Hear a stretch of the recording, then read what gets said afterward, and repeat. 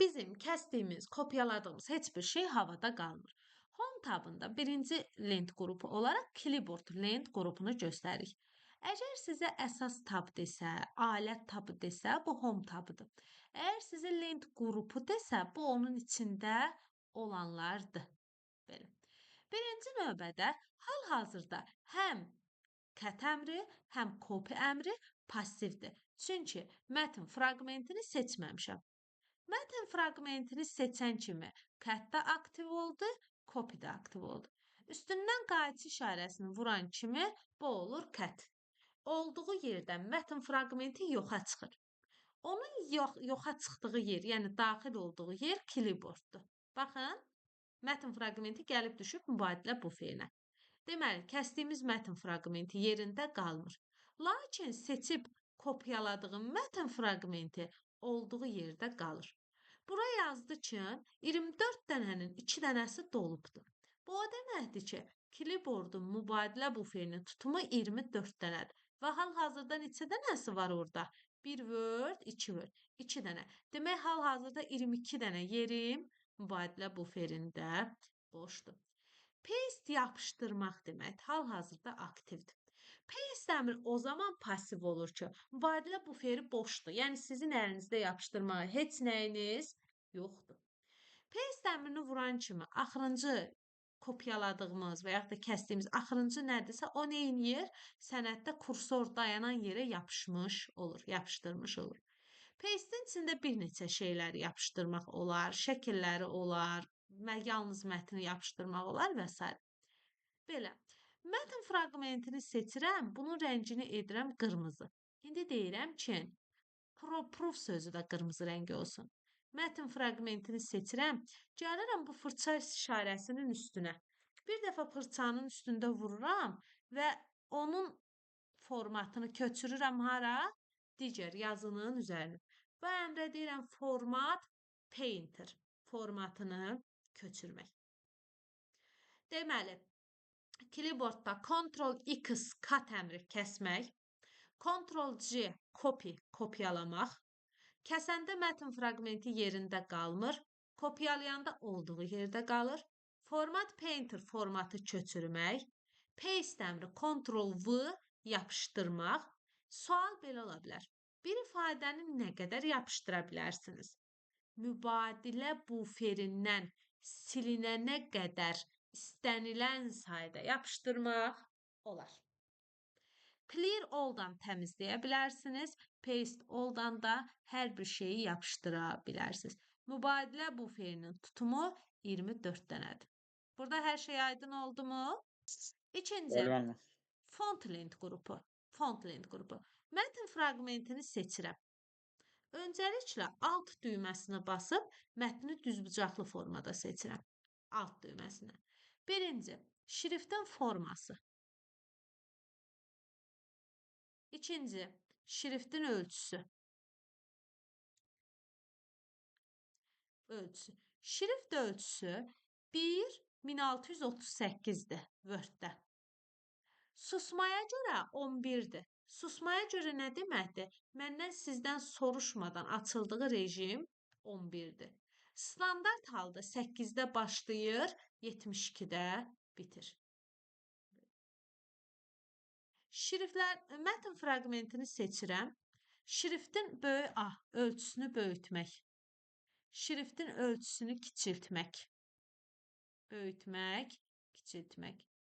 Şriftin ölçülərini qalınlaşdırmaq. Ctrl-B, bold qalınlaşdırır. I, əyir.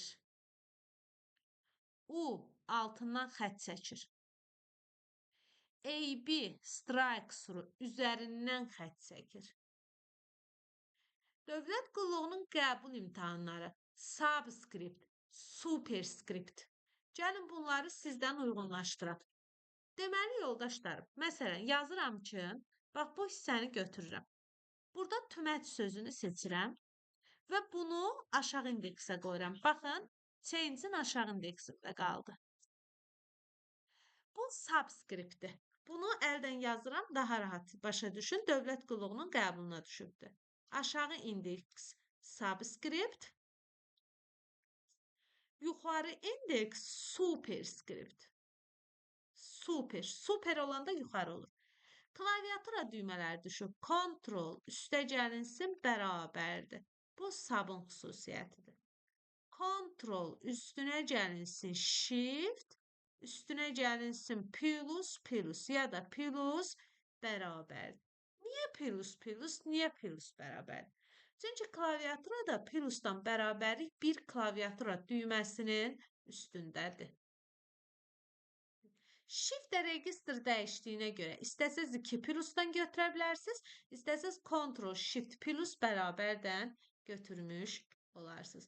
Bu dövlət qulluğunun qəbuluna düşmüş sualdır. Subskript, superskript. Mətn fraqmentini yenə seçirəm. Burada sarı, bu kölgələndirməkdir. Yoldaşlarım, baxın, yazının fonunu da dəyişirik. Burada kölgələndirmə demədə yazı stilidir. Outline-dir, kənar xəttlərini, shadow, kölgə, glotion, işıq verə bilərsiniz. Bunlar ən çox PowerPoint-də keçirik. Reflection, güzgü verirsiniz, belə.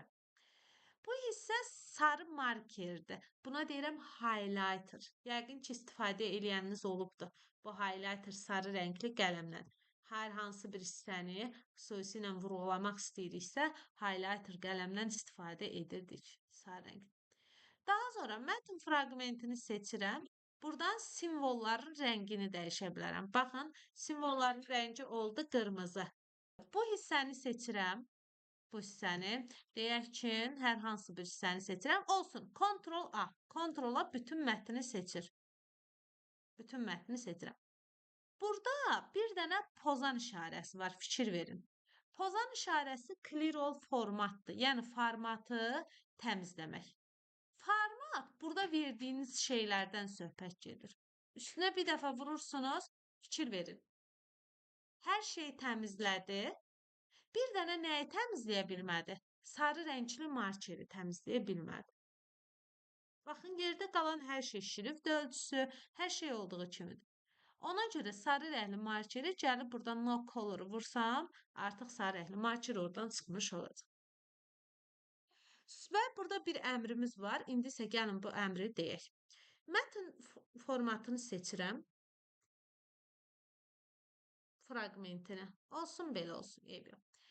Bu əmrin adı adlanır change case əmri. Klaviatura düyməsi Shift F3-dür. Üstünə gəlirəm. Sentences case cümlə misalı. Cümlədə necə yazılır mətn? O istiqamətdə.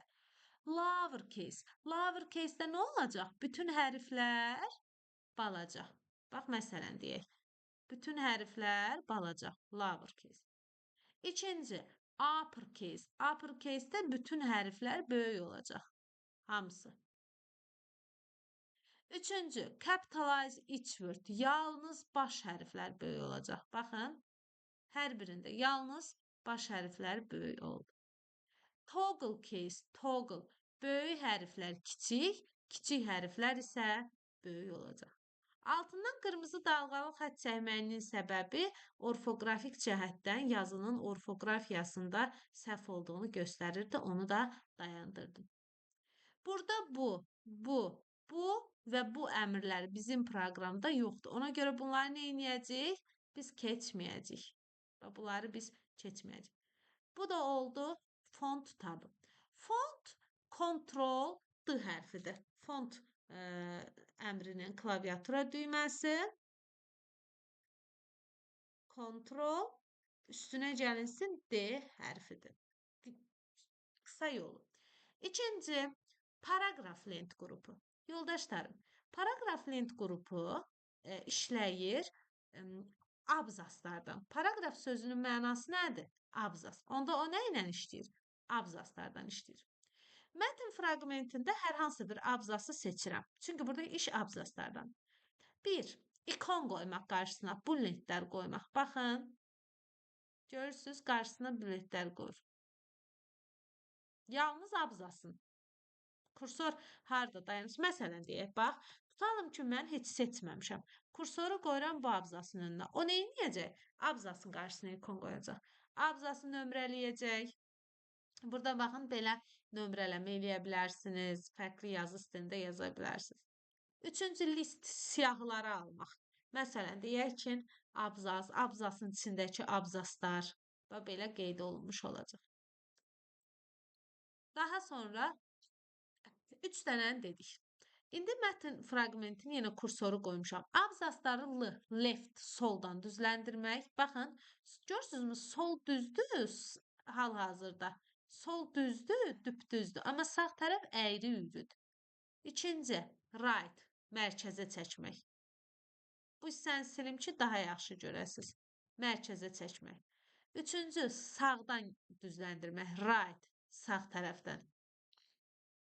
Dördüncü, justify, tam düzləndirmək. Abzasın fikir verir, həm sağı, həm də solu düz oldu. Deməli, 4 cür düzləndirmə üsulu var. Bunlardan birincisi kontrol, üstəgəl L-dir. L left deməkdir, sağa. Sonra kontrol R-dir, right deməkdir. Sonra mərkəzə Y, center deməkdir. Bir də justify var. Bu da fay tam düzləndirməkdir. Sola, sağa, ortaya, bir də hər iki tərəfdən düzləndirmə. L left, R right. Centərin C-si axı kopidir, S-si. Onda E hərfi qalır mərkəzə. Just da zaten J hərfindən başlar. Mətn fraqmentini seçirəm. Abzası. Abzası baxın sağ tərəfə yığır, abzası sol tərəfə yığır. Bizdə yoxdur. Abzasdakı sətirlər arası məsafəni artırıb azaltmış olur. Baxın 1 belə. Abzasda sətirlər arası məsafəni artırıb azaldır. Abzasın durduğu yerdə kursor harda durubsa və yaxud da ki seçilmiş mətn fraqmenti, seçilmiş bir abzasın arxa fonunu rəngləyir. Baxın. Fikir versəniz, mətni rəngləmir. Mətni rəngləyən buydu. Mətn fraqmentini rəngləyən buydu rəngi. Bu isə kursor dayanan yerdəki abzasın rəngini dəyişmiş olur. Biz mətni yazanda hansı tərəfdən yazırıq? Bax, soldan sağa doğru. Bu balaca pi işarəsidir. Bu isə sağdan sola doğru yazır. Fikir verin. Bu, bir də bu. O bizdə yoxdur. Ümumiyyətlə proqramda da görməyəcəksiniz. Yəni video izahda da görməyəcəksiniz. Abzasları çərçivə xətti daxil eləmək. Buna bəzən çərçivə, bəzən sərhəd xətti deyirlər. Məsələn, batım gördünüzmü? Aşağıdan xətt qoyur. Orada burada qara veribdir. Bax, tünd qaradır. Top yuxarıdan xətt qoyur. Left soldan xətt qoyur. Right sağdan xətt qoyur. No border xətti yoxdur. All border hər bir şeyi çərçivəyə alır. Outside kənara, inside içəri doğru. Belə.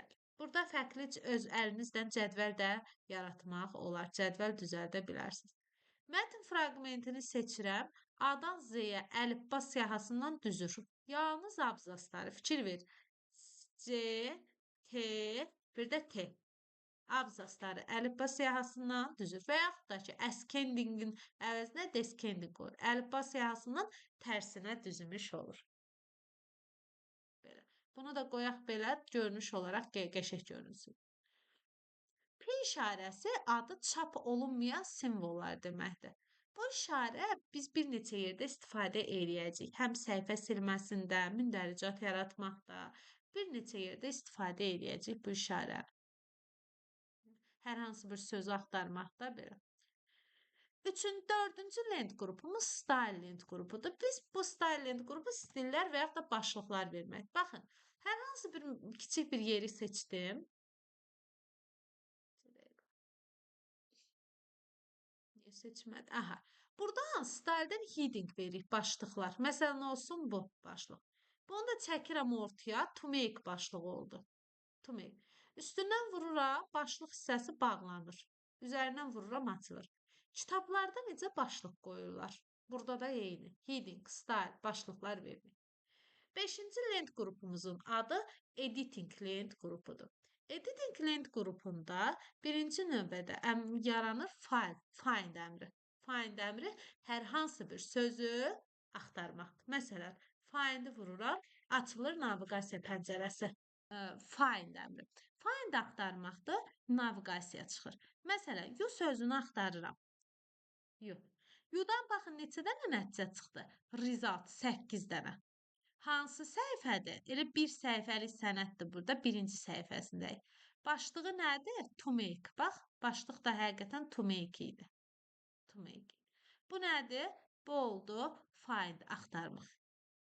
Findin içində bir də go to əmri var, keçid eləmək. Sənəd daxilində bir yerdən başqa yerə keçid etmək. Məsələn, yazıram ki, sənəddə ikinci yerdəyəm. Ora plus 3 yazanda məni aparır sənədin 5-ci səhifəsinə. Replace əvəz eləmək. You-nu gəlirəm, sən sözündən əvəz edirəm.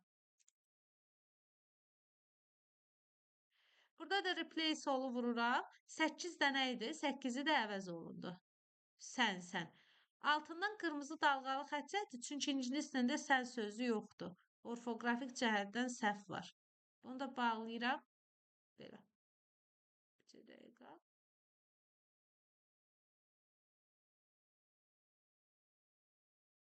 Əla. Select seçməkdir. Bütün mətn fraqmentini seçmək. Select olu vuranda bütün sənəd seçilmiş olur.